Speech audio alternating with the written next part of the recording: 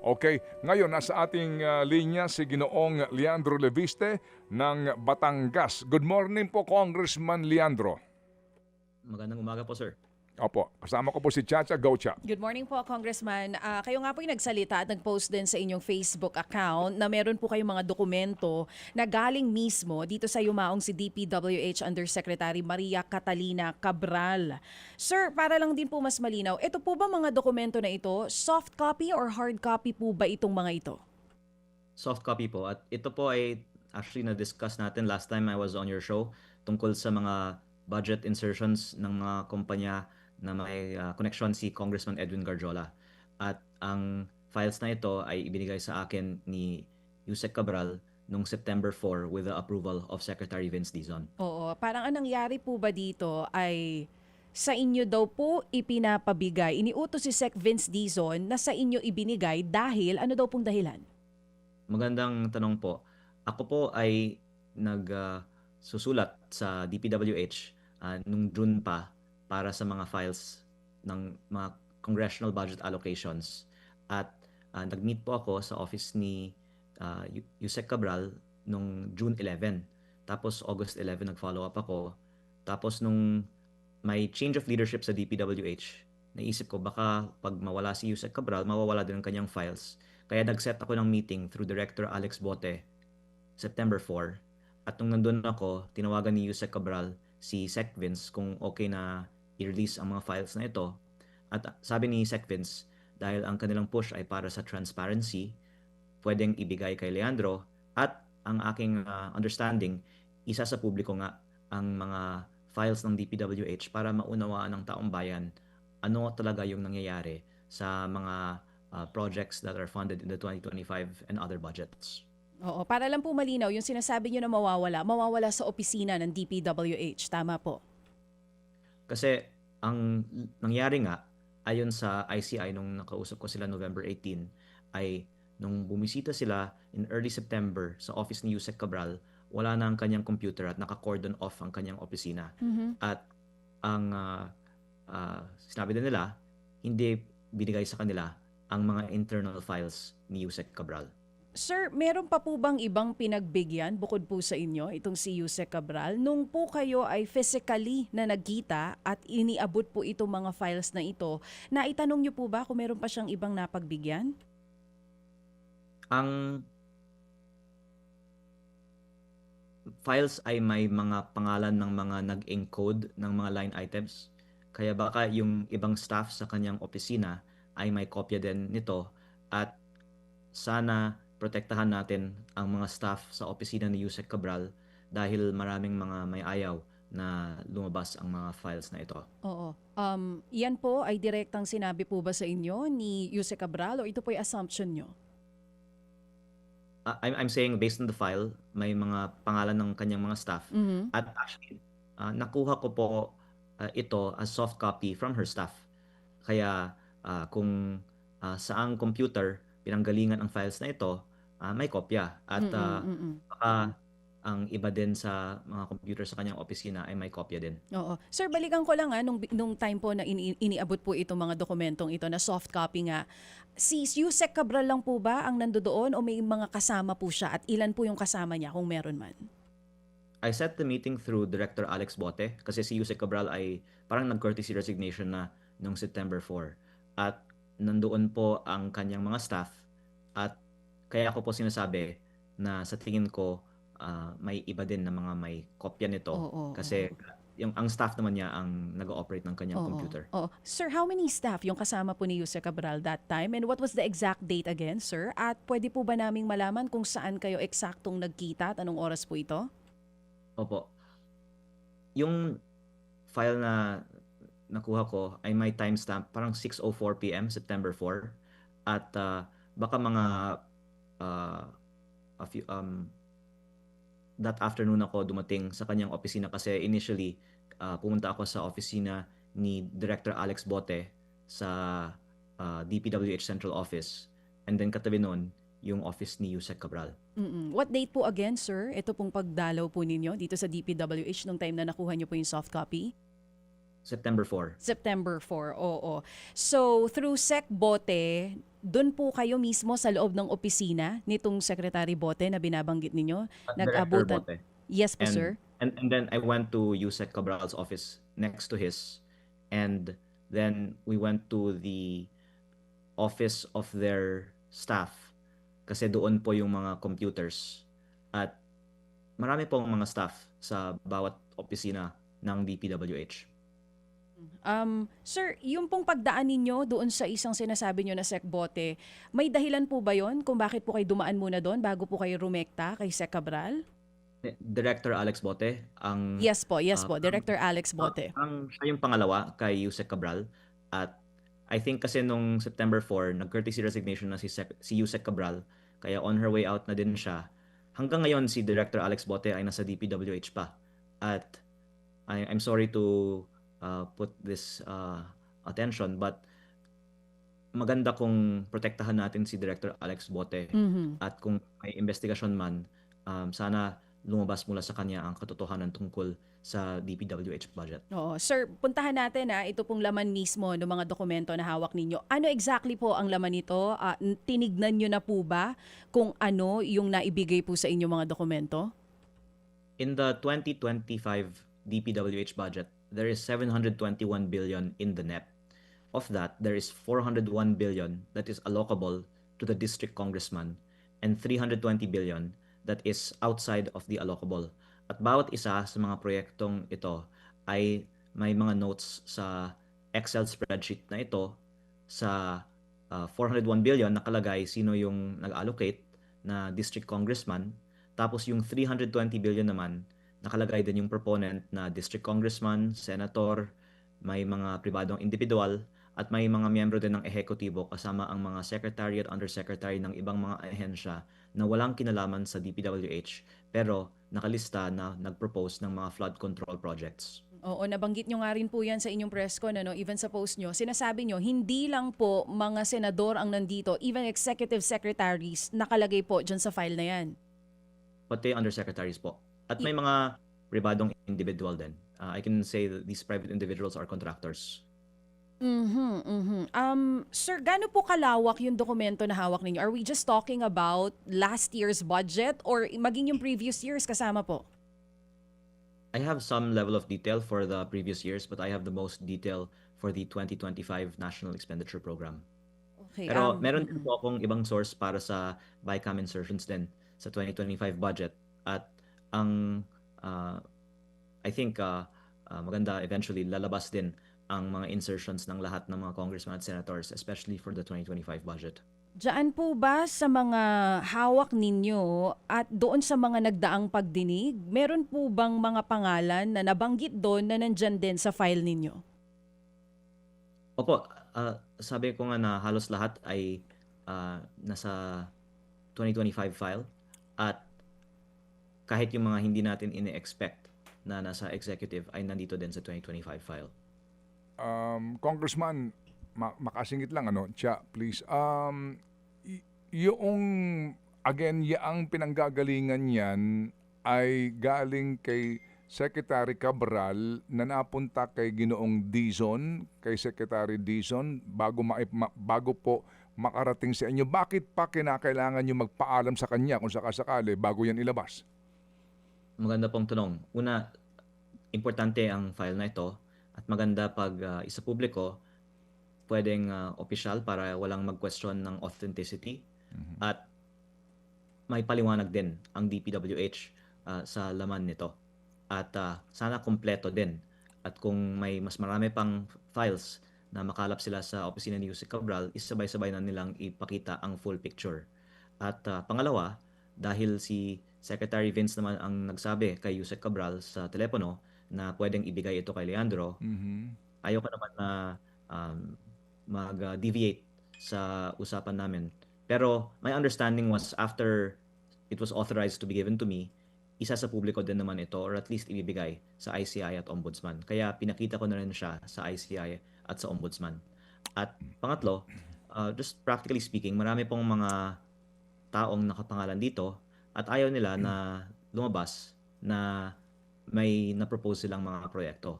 At kung may mga apektuhan dito, Mm. ayoko sana na I'm just acting on my own. Sana at least through DPWH na lang. Okay, sige. So, hindi nyo yan isa sa publiko hanggat walang klarong go signal sa inyo si Secretary Vince Dizon. Magandang tanong po yan, at ang post ko po ay I would prefer that DPWH be the one to release it. Okay. So, hindi kayo kung hindi ang DPWH. Bakit? Hindi ko po sinasabi na imposible na Ikaw. isa sa publiko. Pero I think that Secretary Vince has said that may transparency ngayon sa DPWH, Mhm. at naniniwala naman po ako na sincero na gusto nila na baguhin Okay. ang dating puro mga secret insertions sa DPWH, pero ang isang konsiderasyon nga ay maraming mga nandito na ayaw na lumabas ang kanilang mga pangalan. Okay, Congressman, it is a fact, no, that insertions are not illegal per se. No? That's a fact, right? Insertions are not illegal per se, no? Hindi naman siya illegal. And then, yung sinasabi po na mga pag-allocate ng pondo sa particular na proyekto ng isang particular na mambabatas, wala din pong illegal doon. Do you agree sa kanyang pong kaisipan at statement? I agree, and that's why it should be okay to release the files. But I think there's also number one, political or reputational impact. Mhm. Because ngayon, galit nga ang tao sa korupsyon sa DPWH. At baka may assumption ng taong bayan na kung ikaw ay nag-insert ng isang proyekto na kinabang doon. Pero I agree with you na hindi necessarily the case. Pero Opo, number opo. two, marami din kasing mga proponent dito na may connection sa mga contractor na eventually na-award ng mga kontratang ito. Okay, opo. So yung nga po, no? So again, kasi ho, Congressman, we have to be really careful, ano? Dito nga po sa usapin na ito, kasi nga yung pong pag merong na banggit na pangalan, yung presumption nga po na siya ay nagnakaw na. Pero diyan po sa listahan na hawak ninyo o dokumentong yan, opo, una, yung kanyang authenticity question. Talaga bang yan nanggaling mismo kay Yusek Cabral? Pangalawa, how incriminating are itong informasyon na laman ng files na iyan sa isang particular po na mambabatas, cabinet secretary o sinumang opisyal po ng gobyerno sa maaari niyong sabihin na pinaka-incriminating kung meron man? First, I would say 110% these files are authentic because I got them from the Office of Yusek Cabral myself. At I think may mga metadata naman yung mga files na ito kung sino ang author ng file. Ang tanong on how incriminating it can be is may mga proponent dito na mismo ay contractor ng mga proyekto na pinondohan ng mga insertions na ito. Kaya kung ma-prove na yung contractor mismo ang nagpalagay ng mga projects sa budget, I think that would be incriminating. But generally, mga politiko nga ang mga proponent dito, at ang mangyayari lang kung lumabas ito ay it would be a lead for further investigation. Ano ang relasyon ng proponent sa eventual contractor, kung sila ba ay, for example, campaign donor o kaibigan na baka search pa ng gobyerno kung may financial transaction involved. Opo. I am not sure kung have you gone through the second supplemental affidavit of Yusek Bernardo of DPWH? No po. Okay. Sir, ano ba format niyan? Sorry po sa paghingi po ng ilang detalye. Kasi ito po, babasahin ko lang po yung portion, I hope you don't mind, Congressman, doon po sa under item number 131, Undersecretary Maria Catalina Cathy E. Cabral. 13131, as a general rule and with very little exceptions, it is Yusek Maria Catalina Cathy E. Cabral with the imprimatur of Secretary Mark Villar and later continued by Secretary Manny Bonoan, who had control at the DPWH level to remove, include, and deduct or modify insertions of items in the NEP for infrastructure or those pertaining to DPWH. Second, 132.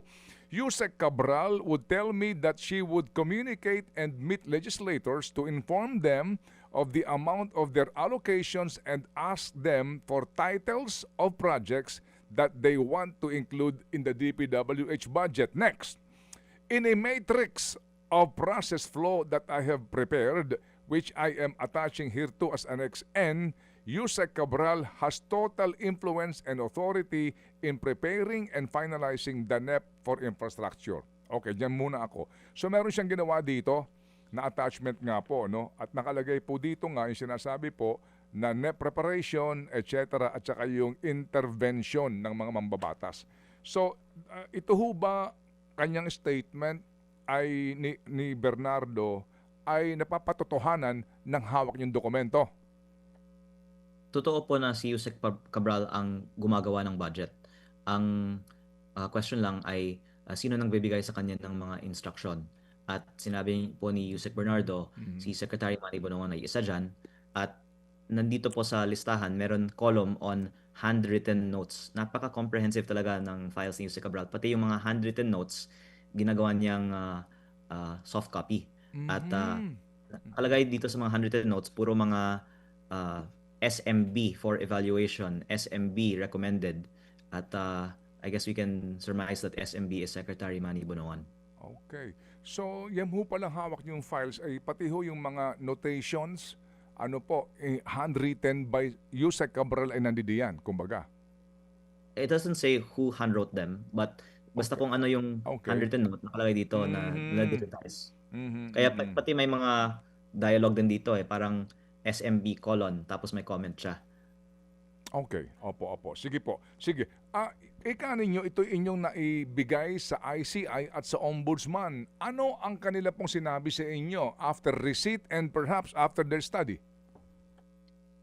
Sabi nila, useful ito sa kanilang investigasyon kasi meron nga silang listahan ng mga ghost projects na I think 421 na may halagang 30 billion na hindi nila maitukoy sino yung mga proponent dahil wala pa silang nakitang listahan katulad nito before I showed it to them. At makakatulong talaga na malaman sino nagpapondo sa mga ghost projects para hindi lang yung contractor, pati yung proponent yung pwedeng maimbestigahan. Okay. Nandiyan ba yung mga pangalan ni former Speaker Martin Romualdez, Congressman Sandro Marcos, or even the Executive Secretary, former Executive Secretary Lucas Bersamin? Ayoko pong mag-single out ng mga tao kasi ang assumption na lang ng taong bayan I think is fair na halos lahat naman ng tao sa gobyerno ay nagpapalagay ng mga projects sa national budget. Okay, sige po. We respect that. Ano po? Ito lang ho kasi may mga nagtatanong po dito na ilang pong kababayan natin. Okay. Pero Sige. sir, pwede ba akong magbigay ng isang pangalan? Well, go ahead. Maliban sa yung nabanggit ko last time on your show about Congressman Edwin Garjola na may over 20 billion projects dito, over the weekend kasi may isa akong kasamahan sa Kongreso na nagsabi, bakit hindi lang ni Leandro sa publiko ang listahan? Ang sagot dyan na banggit ko na kanina, pero yung isa is ayoko naman na magalit sa akin yung buong Kongreso. Pero dahil siya ay nanawagan na isa publiko ko, pwede kong banggitin ang insertions niya. Ito po ay si Bicol Saro Party List Representative Terry Redon. Si Bicol Saro Party List po ay may 150 million pesos road project insertion sa Pamplona at Pasacao, Camarines Sur. Ito pong dalawang line items, 75 million pesos each, were awarded to the same company, Bicol Gold Rock, at a winning price of 73.5 million pesos, which is 2% below the approved budget. And this same company, Bicol Gold Rock, has cornered the majority of projects like this in this area. Kaya just to give that one little example, kasi nanawagan naman si Kong Redon na ilabas ang listahan, pwede niyang i-check kung tunay ba na ang Bicol Saro Party List ay nag-submit ng 150 million pesos road project sa Camsur at pwede nating tingnan kung may kaugnayan ang Bicol Saro Party List sa Bicol Gold Rock na contractor. Okay, but I'd like to remind the good gentleman from Batangas that Mr. Redon assumed run for Bicol Saro Party List only this 2025 elections as the first nominee, ha? Ito pong sinasabi niyong budget na 2025, ang presumption po dito, binuo ito noong 2024 pa po, no? Ibig sabihin, noong 19th Congress. So, most likely, that time, iba pa po ang kinatawan ng Bicol Saro. Just to put it in the right perspective po, Congressman. Yes, sir. At yung mga insertions naman ng party list ay hindi ng congressman necessarily, pero ng party list. Kaya ako Okay. po, I agree with you, binibigyan ko ng perspective. Ito ang insertion ng party list. At Opo. para sa kaalaman ng inyong listeners, bawat party list sa Kongreso ay may 150 million pesos a year Opo. alokasyon sa DPWH budget. At Okay. sinasabi ko lang na ayon sa records, dito sa road projects ng CAMSUR, ang 2025 insertion ng Bicol Saro Party List na parehong na-award sa isang contractor. At yan ang example ng buong listahan na pwede natin ma-connect the dots ng mga proponents sa mga contractors. Yes, sir. O, kaninyo, no? Bicol, ako Bicol, I'm sorry. Bicol Saro. Bicol Saro Party List, ang siyang nag-insert nung budget at ang nakakuha umano ng proyekto ay isang construction company na sabi ni Congressman, i-check daw po yung pong koneksyon ng partido, party list na ito sa construction company. That is the connection ho ng mga dots na binabanggit ni Congressman para ho mas klaro po tayo. Okay, Chap, please. Congressman, Okay. tama po ba yung narinig ko? Lahat ng party list may 150 million insertion? Tama po ba yun? Yan yung basic allocation po, pero syempre may extra on top of that.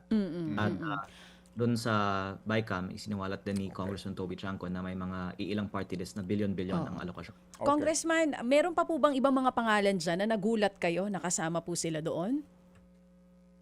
Syempre yung mga pribadong individual kasi lalong walang dahilan na may mga contractor na opponent dito. At yung mga secretary at undersecretary na wala namang kaugnayan sa DPWH. Okay. Oo. Sige. Last na lang po sa akin. Congressman, kailan po yung tamang panahon sa pagsisiwalat po ng buong laman nitong hawak po ninyong files? Aabot po ba yan this year or depende po talaga sa magiging sagot ni Sec Vince or you will decide by your own na kung kailan itong tamang panahon na ito? Well, I will await Secretary Vince's response because I'm sure he will respond in some way. And I'm sure it will be very wise because we have to, I guess, weigh if we want to affect so many officials by releasing their insertions. And I think that this is something that will have a lot of bearing on a lot of people, especially in light of the tragedy of last Thursday with Yusek Cabral. Ayoko din na ako po mismo ay makaka-apekto emotionally sa maraming tao.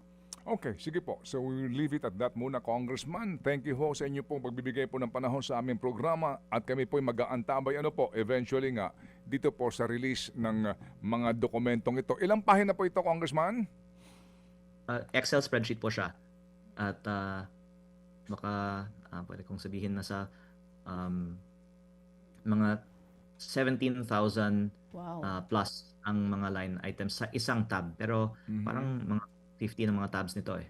Okay. Opo. Ganun po karami ito. Hundreds of pages po. Opo.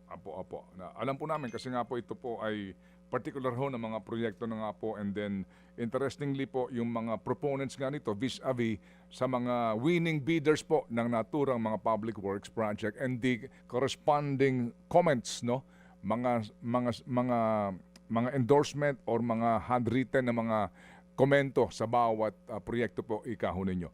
Okay, Congressman Leandro, muli po salamat po ng marami at maligayang bati po sa inyo ngayong pong panahong ito.